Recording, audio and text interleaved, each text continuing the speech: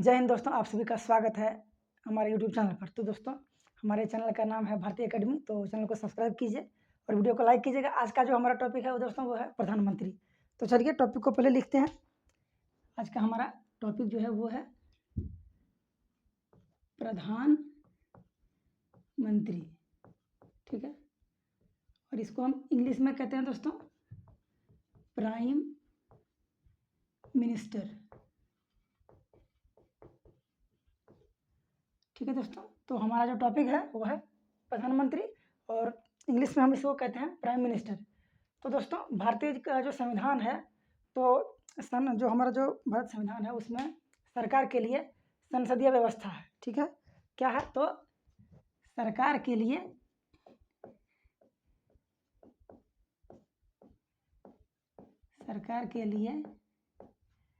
संसदीय व्यवस्था, ठीक है।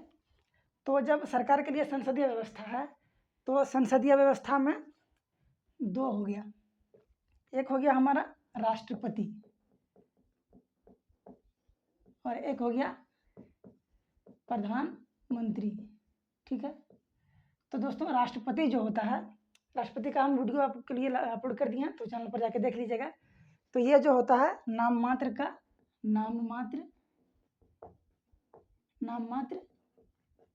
कार्यकारी, ये होता है कार्यकारी प्रमुख, ठीक है। और ये जो होता है ये होते हैं प्रधानमंत्री, होते हैं वास्तविक कार्यकारी प्रमुख, ठीक है। प्रधानमंत्री जो होते हैं वो होते हैं वास्तविक और कार्यकारी के लिए, और जो राष्ट्रपति होते हैं वो सिर्फ नाम मात्र के लिए होते हैं।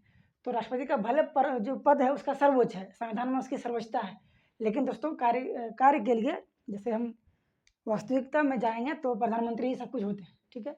अब हम देखते हैं कि जो हमारा जो प्रधानमंत्री का जो पद है किस देश से लिया गया है। तो दोस्तों, ब्रिटेन के संविधान से, ठीक है। तो प्रधानमंत्री का जो है यानी संसदीय जो व्यवस्था है इसको ब्रिटेन के संविधान से लिया गया है, ठीक है। तो ब्रिटेन के संविधान से इसको लिया गया है और संसदीय व्यवस्था को, और इसमें हमारा प्रधानमंत्री का टॉपिक है, ठीक है। तो अब हम देखते हैं कुछ अनुच्छेद के बारे में। तो जैसे कि हम ये देखेंगे कि प्रधानमंत्री जो होता है वो कार्यपालिका के प्रमुख होते हैं। तो कार्यपालिका के प्रमुख, ठीक है, कार्यपालिका के प्रमुख होते हैं पीएम। तो अब हम देखते हैं अनुच्छेद 74। तो अनुच्छेद 74 क्या कहता है? अनुच्छेद 74 ये कहता है कि मंत्रिपरिषद का गठन होगा। तो मंत्रिपरिषद में ही आते हैं हमारे प्रधानमंत्री। तो अनुच्छेद 74 कहता है मंत्रिपरिषद का गठन, ठीक है। और अनुच्छेद 75 जो कहता है वो कहता है कि जो मंत्रिपरिषद है इसका जो हेड होगा वो होगा प्रधानमंत्री, ठीक है। मंत्रिपरिषद का जो हेड होगा वो होगा प्रधानमंत्री। तो प्रधानमंत्री का जो पद है वो है अनुच्छेद 75, ठीक है। तो कार्यपालिका के प्रमुख हो गए प्रधानमंत्री, और अनुच्छेद 74 कहता है कि मंत्रिपरिषद का एक गठन होगा, और अनुच्छेद 75 कहता है कि प्रधानमंत्री का एक पद होगा। दोस्तों, अब हम देखते हैं कि इसकी नियुक्ति कौन करता है। तो नियुक्ति जो है वो करते हैं राष्ट्रपति, लेकिन संविधान में कहीं लिखा नहीं गया है। तो इसका जो है इसको हम पहले मिटा लेते हैं, उसके बाद आपको समझाते हैं, ठीक है।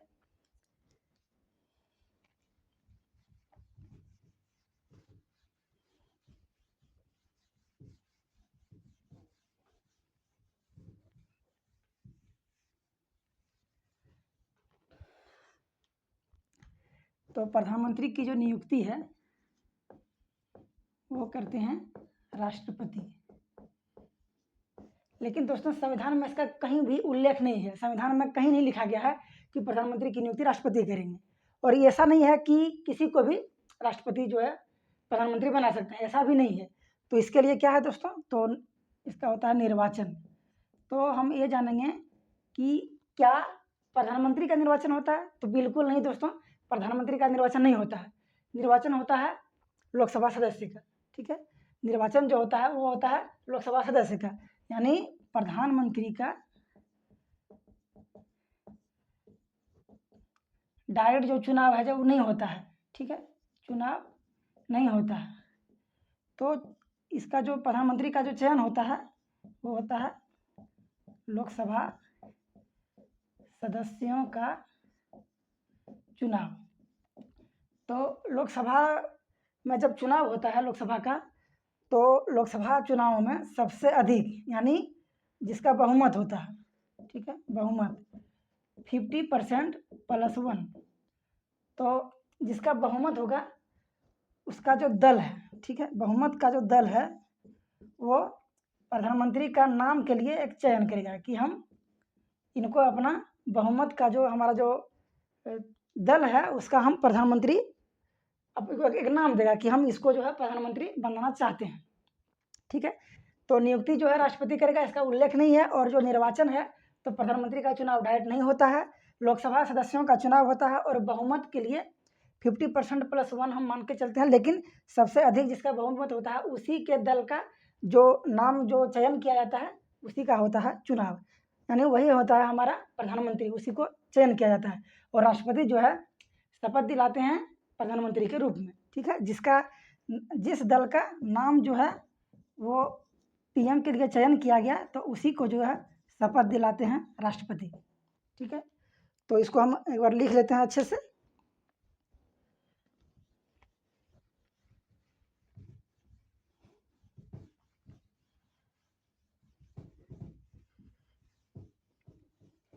यहाँ हम लिखेंगे लोकसभा में बहुमत वाले दल का नाम चयन का प्रधानमंत्री होगा, ठीक है दोस्तों। तो इसको हम एक बार मिटा लेते हैं, उसके बाद हम आपको जो है आगे बताते हैं।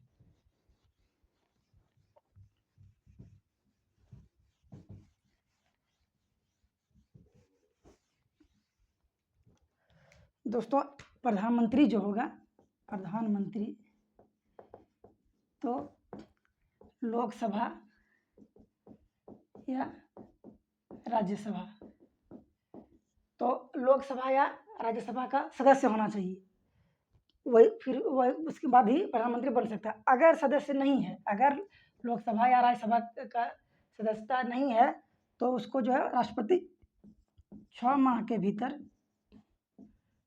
के भीतर सदस्यता ग्रहण करनी पड़ेगी, ठीक है। अगर यदि लोकसभा या राज्यसभा का सदस्य नहीं है तो 6 माह के भीतर जो है उसकी सदस्यता जो है ग्रहण करनी पड़ेगी। तो ये हो गया प्रधानमंत्री का। अब हम देखते हैं इनकी योग्यता, ठीक है दोस्तों।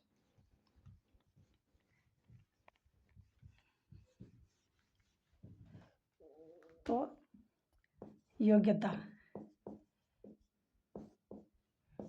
क्या क्या है दोस्तों, कि भारत का नागरिक हो,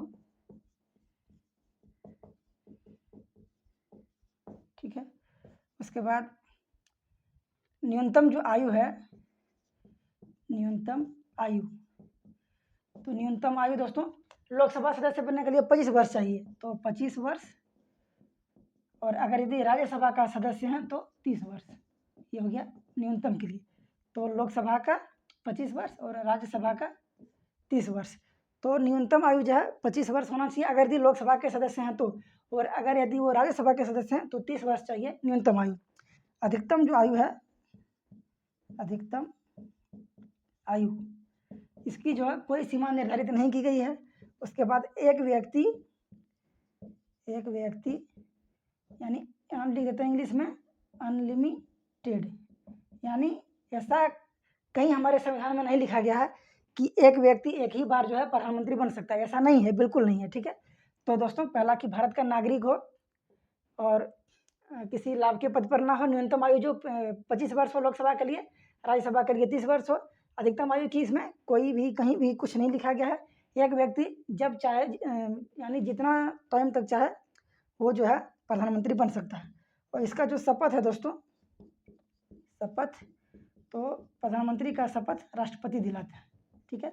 और मंत्रिमंडल जो होता है प्रधानमंत्री का, यानी संसदीय व्यवस्था का जो मंत्रिमंडल होगा प्रधानमंत्री का, तो उसमें जो जितने भी मंत्री होंगे उनका भी शपथ जो है राष्ट्रपति दिलवाएंगे प्रधानमंत्री के, वो जो भी नाम उसका चयन करेंगे, ठीक है।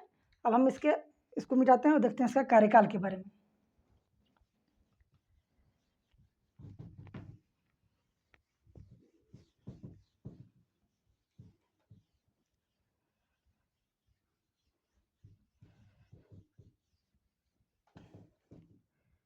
तो अगला हमारा है कार्यकाल।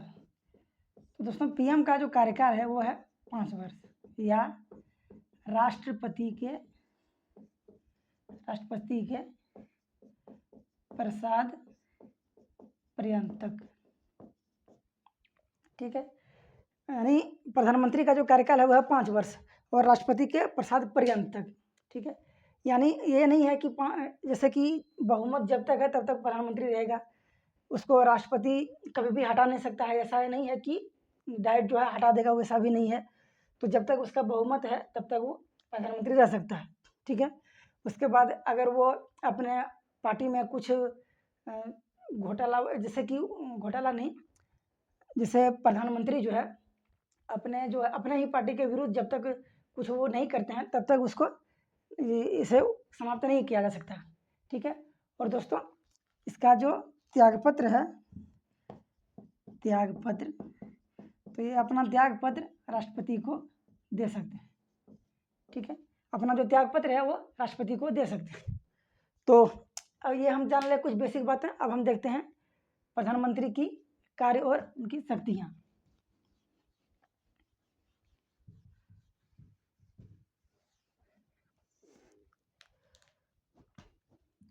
कार्य एवं शक्तियाँ। तो पीएम का जो कार्य है और जो शक्तियाँ हैं इसका हम देखेंगे। तो सबसे पहले दोस्तों मंत्री जो परिषद है उसकी जो है मंत्रिपरिषद का बैठक करते हैं, और मंत्रिपरिषद का जो अध्यक्ष होते हैं वो प्रधानमंत्री होते हैं। तो मंत्रिपरिषद का बैठक बुलाना, और इसका जो अध्यक्ष होता है वो होते हैं प्रधानमंत्री, ठीक है। तो मंत्रिपरिषद का बैठक बुलाना हो गया, और उनके जो अध्यक्ष होते हैं वो होते हैं, ठीक है।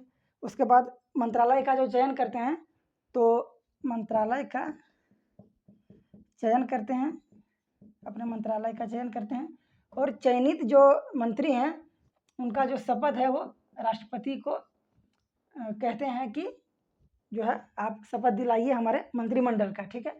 तो राष्ट्रपति को सलाह देते हैं कि हमारे जो मंत्री हैं मंत्रिमंडल को आप जो है शपथ दिलाइए। उसके बाद दोस्तों लोकसभा के प्रति उत्तरदायी होते हैं,